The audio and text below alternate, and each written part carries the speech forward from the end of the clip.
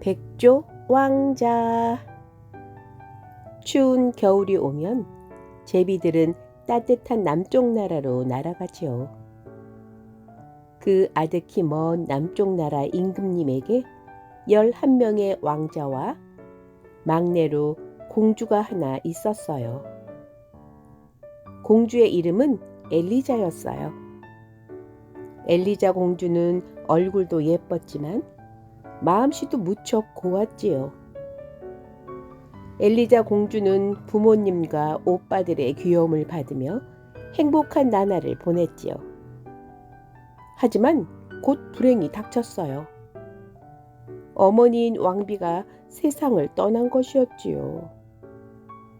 슬픔이 채에 가시기도 전에 임금님은 새 왕비를 맞아들였어요. 새 왕비는 왕자들과 공주를 전혀 귀여워하지 않았어요. 왕비는 얼마 안 있어 엘리자 공주를 시골로 쫓아보냈어요. 너는 15살이 될 때까지 궁전으로 돌아와서는 안 된다. 엘리자 공주는 눈물을 흘리면서 오빠들과 헤어졌어요. 곧 왕비는 왕자들까지 쫓아버리려고 했어요. 임금님, 왕자들은 왜 그렇게 거짓말을 잘하지요? 게다가 어찌나 사나운지 걸핏하면 심술을 부린답니다. 새 왕비는 일부러 걱정스러운 표정을 지으며 임금님에게 거짓말을 했지요. 뭐야? 그렇다면 버릇을 단단히 고쳐주어야지. 임금님도 덩달아 화를 냈어요. 그러자 왕비는 신이 나서 왕자들을 불러 모았어요. 모두들 말 못하는 새로 변해서 어디로든지 날아가 버려라. 왕비는 마녀에게서 배운 마술로 왕자들을 백조로 만들었어요. 11마리의 백조로 변한 왕자들은 궁전 위를 날며 구슬프게 울고는 곧 숲으로 날아갔지요. 백조들은 훨훨 날아서 엘리자 공주가 살고 있는 시골까지 갔어요. 아직 새벽이어서 엘리자 공주는 잠들어 있었지요. 백조들은 부리로 창문을 두드리기도 하고 날개를 푸드덕거리기도 했어요.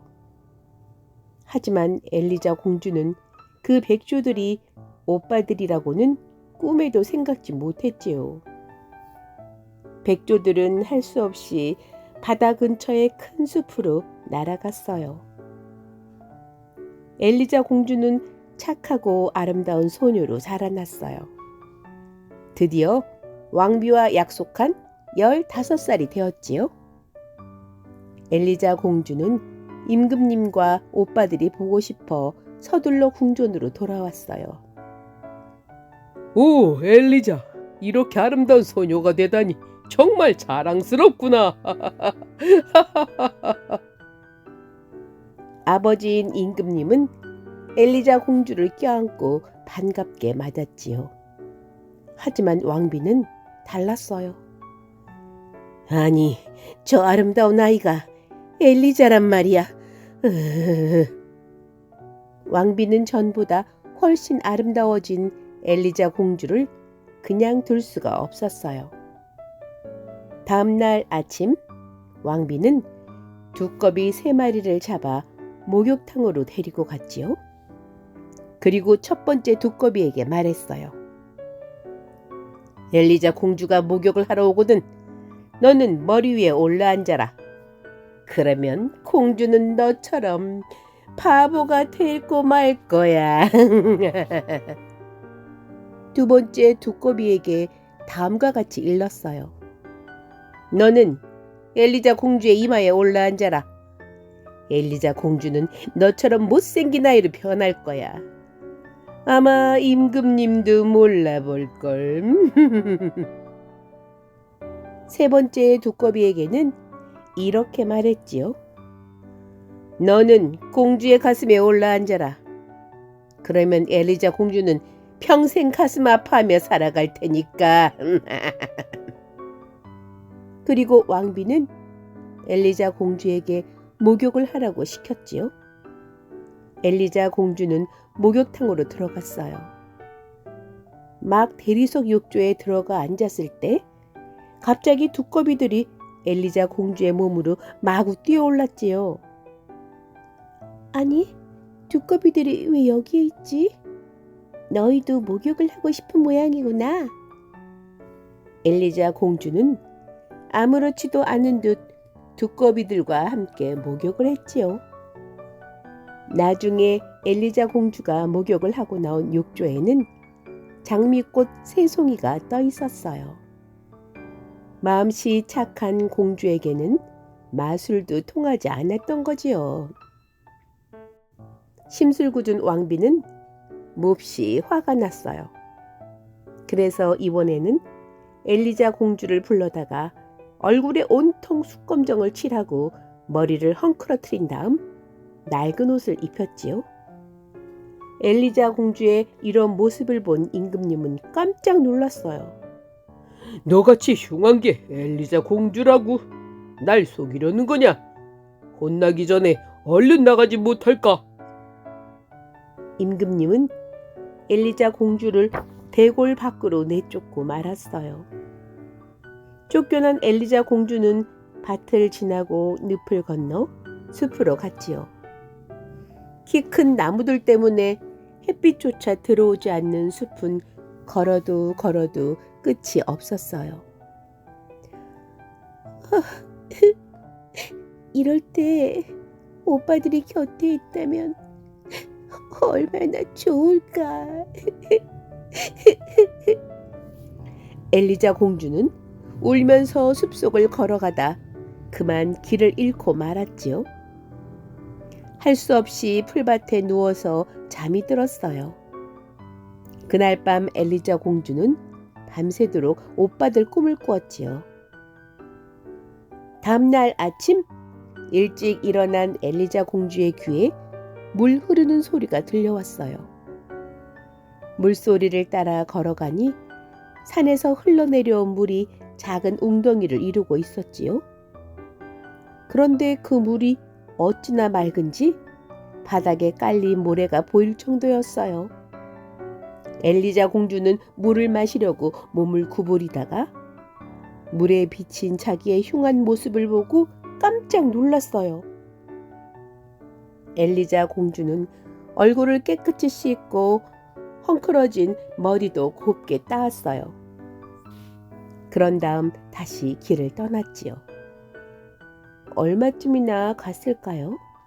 냇가에서 빨래를 하던 할머니가 이렇게 중얼거리는 소리가 들렸어요.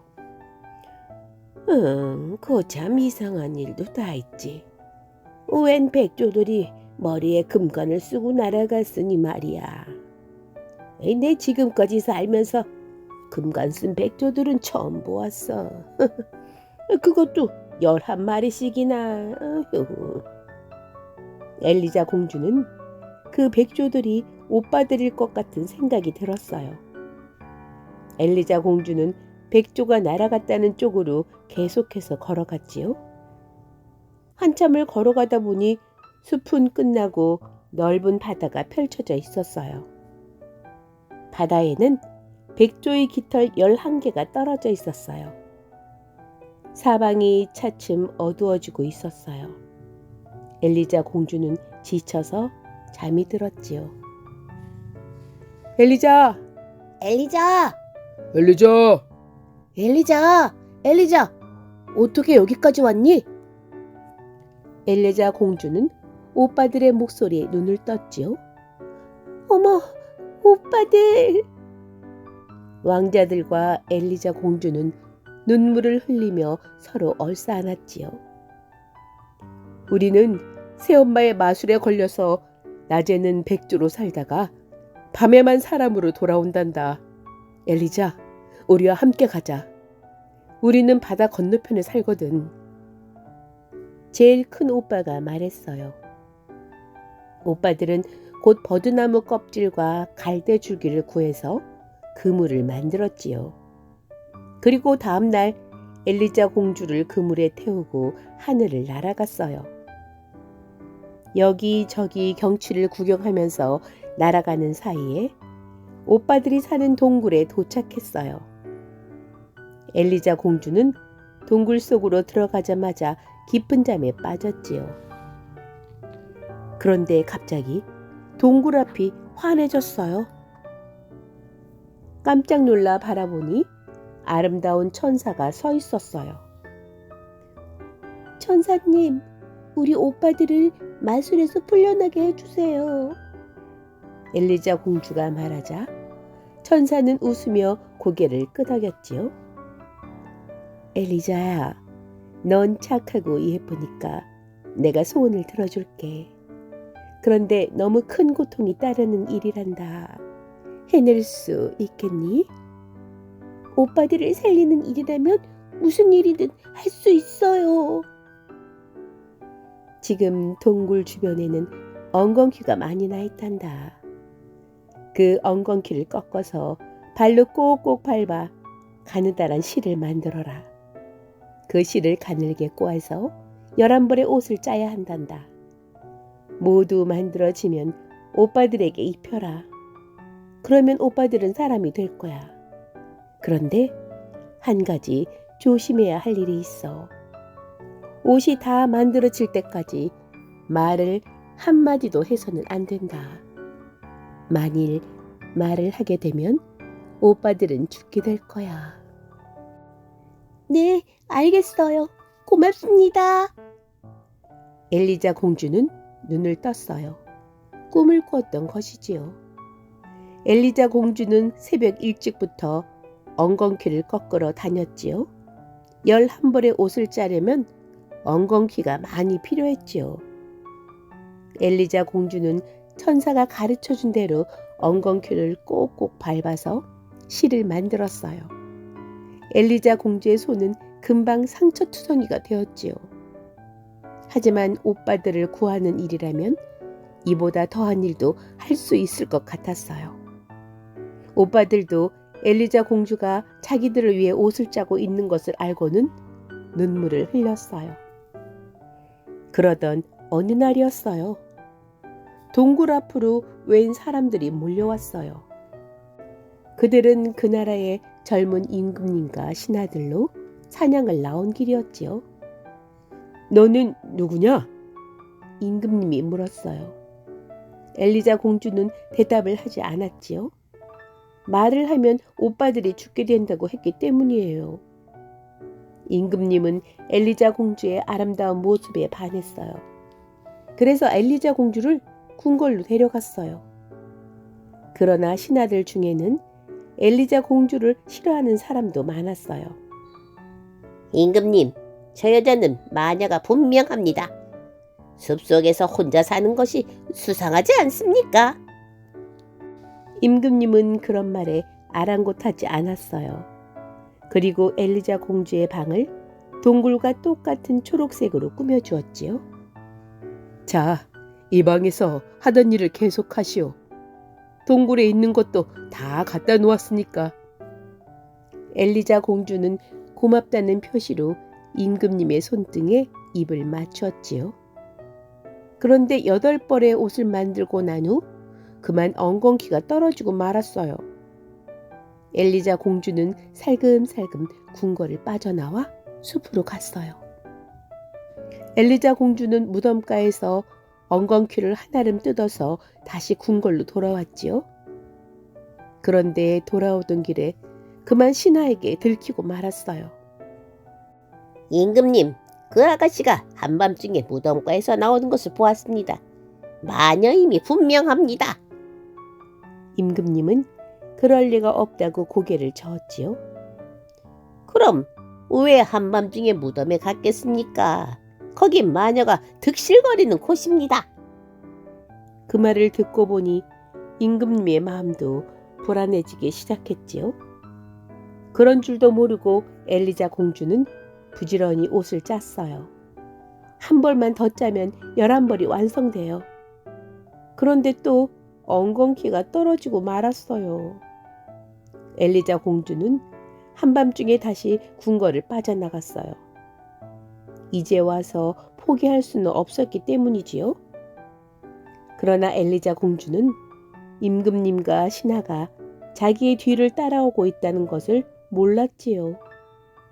임금님은 마녀들이 돌아다니는 무덤가를 엘리자 공주가 아무렇지도 않게 다녀오는 것을 보고 깜짝 놀랐어요. 마침내 임금님은 엘리자 공주를 처형하겠다고 선언했어요. 이 소식은 곧 나라 곳곳에 퍼졌지요. 사람들은 마녀의 처형을 구경하려고 몰려들었어요. 처형대로 끌려가면서도 엘리자 공주는 계속해서 옷만 짜고 있었어요. 이제 소매 한쪽만 짜면 완성되는 것이었어요. 마녀를 처형하라! 불에 태워 버려라! 구경을 하러 나온 사람들은 모두 소리쳤어요. 하지만 엘리자 공주는 계속 옷만 짜고 있었어요. 자기가 죽더라도 오빠들만은 살려야 한다고 생각했기 때문이지요. 드디어 엘리자 공주는 처형대 위로 올라갔어요. 그때 하늘에서 백조 11마리가 떼지어 날아왔지요. 엘리자 공주는 11벌의 옷을 하늘로 던졌어요. 백조들은 그 옷을 입고 왕자들로 변했지요. 하지만 막내 오빠만은 날개 하나를 그대로 가지고 있었어요. 소매 한쪽을 미처 짜지 못했기 때문이지요. 이제는 말을 할 수 있어요. 난 마녀가 아니에요.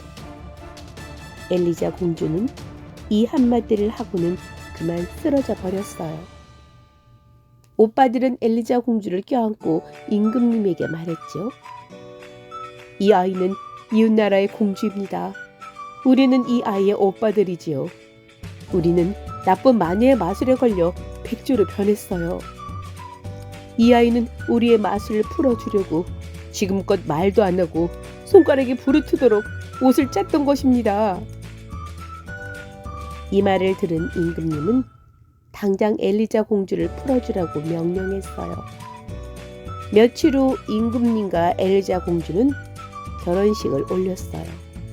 그리고 많은 사람들의 축복 속에서 행복하게 잘 살았지요.